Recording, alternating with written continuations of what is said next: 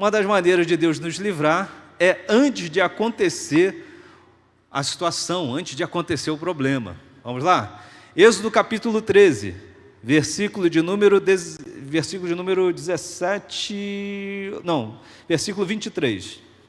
Diz assim: quando o Senhor passar para ferir os egípcios, verá o sangue na viga... Opa, falei besteira. Espera aí, estou no Êxodo 12. É Êxodo 13. Êxodo 13. Versículo 17. Versículos 13 e 17. Quando o faraó deixou ir o povo, Deus não os levou pelo caminho da terra dos filisteus, ainda que este fosse o caminho mais curto. Pois Deus disse para que o povo não se arrependa, vendo a guerra, e volte ao Egito. Então existia um caminho, quando Deus começou a guiar o povo para sair do Egito, existia um caminho mais curto. E esse caminho mais curto levava aos filisteus, povo habilidoso em batalha, povo de Israel cru na batalha. E Deus falou: não, você não vai por aqui não. Deus livrou eles, mandou eles por outro caminho, só que era um caminho mais curto ou mais longo? Mais longo, que o texto está dizendo. Mas por quê? Porque havia um livramento de guerra. Então, às vezes, o livramento de Deus é assim. Ele te livra antes da guerra, para que você não passe pela guerra. Ele muda os seus caminhos, ele muda os planos para que você não entre numa fria, numa furada, numa guerra, numa batalha, para te preservar. Ainda que a princípio você não está entendendo nada. Poxa, estou tendo um caminho mais longo. Poxa, as coisas não estão acontecendo para mim. Poxa, parece que para mim tudo é mais complicado, e você não está percebendo que Deus está fazendo você desviar de um problema para que não te destrua. Às vezes, vai acontecer na vida prática o seguinte: um relacionamento. Você começa um relacionamento, nossa, ele é meu príncipe, nossa, ela é minha princesa, tal, né? Aquela coisa toda, né? Mas ele é tão bonito. E acontece algo que vocês se desentendem, né? Se desencontram, relacionamento acaba, né? E aí você fica pensando: nossa, mas poxa, Deus não me ama, né? Olha meu coração, eu estou tão triste, oh Jesus, né? Ai meu Deus, está na sofrência gospel, né? Só que depois tu entende que o sujeito era o 7-1, estelionatário dos infernos. A mulher era o espírito da Jezabel, né? E tu não sabia de nada, tu ia cair como um patinho e assim enrolar na vida. E o que Deus fez? Soprou para longe. O que é isso? Livramento de Deus. Ele não deixou você entrar no problema. E essa é a função, por exemplo, de um líder espiritual, de um pastor, de um conselheiro, tá? De alguém mais experiente, que vai fazer o que com você? Nossa, estou na dúvida, o que vai fazer? Essa pessoa, às vezes, vai trazer uma luz aí para um caminho. A pessoa vai trazer um equilíbrio para você. Olha, cuidado, não vai por esse caminho. Olha, cuidado, vai por esse lado. Pessoas experientes nos ajudam, que já passaram por um monte de problema, a evitar entrar em atritos, em problemas. E, às vezes, Deus vai usar. É uma pessoa mais velha, uma pessoa de Deus, né? A Bíblia vai falar sobre a multidão dos conselheiros, né? Que são importantes, e aquele que não usa, que pode ir à ruína. O que isso significa? Que eu tenho que estar munido, porque às vezes Deus quer falar através de alguém, para me livrar. Olha, você está fazendo coisa errada. Se você continuar por esse caminho, você vai se destruir.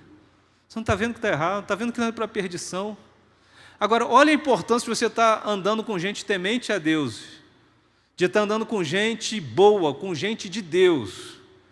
Se você só se cerca de gente e conselho de pessoas que podem gostar muito de você, mas que não têm uma visão espiritual adequada, esse conselho pode te levar para uma destruição. A Bíblia diz: há caminhos que para o homem parecem de bem, mas o seu fim são caminhos de morte.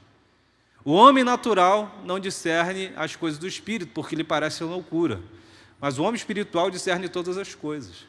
Então você precisa ter visões espirituais sobre problemas, sobre pontos de vista da tua vida, que vão fazer com que você não caia em ciladas. Porque o desejo de Deus é que você não caia na armadilha. Salmo 91 diz que Ele te livrará do laço do passarinheiro e da peste perniciosa. Sabe o que é o laço do passarinheiro? É uma armadilha para pegar passarinho.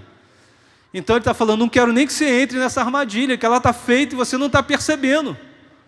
E às vezes é alguém que vai trazer uma luz. Eu venho para um culto, eu venho para uma ministração, eu ouço alguém, eu estou aqui, enquanto a gente está ministrando, Deus está falando. Por isso que a Bíblia diz, lâmpada para os meus pés é a tua palavra e luz para o meu caminho, porque quando está iluminado eu não caio. Quando Deus está me mostrando as coisas, quando a palavra de Deus está colocando tudo às claras, opa, Deus está te alertando. Quantas vezes você vai vir num culto e Deus vai falar, cuidado com isso, cuidado com aquilo, Deus vai usar alguém, Deus vai usar a palavra, Deus vai usar um hino, e você sai daqui com a convicção, não posso andar por aqui, tem que andar por ali. Não, Deus está me mostrando que ali na frente pode parecer que é muito bonitinho, mas está errado. Uma vez eu tenho experimentado muito isso, né? Há alguns meses tenho experimentado, Deus tem usado pessoas para me ajudar muito em decisões que eu tomo. Não só em conselhos, mas em questões espirituais. E eu fico muito atento. Fico muito atento quando Deus fala alguma coisa. Isso acontece aos montes. Então parece que eu estou sempre assim antecipando algumas coisas.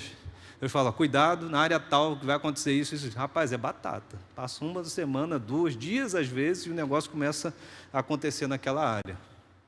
Porque eu respeito a Bíblia, eu respeito homens de Deus, profetas, eu fico atento a tudo.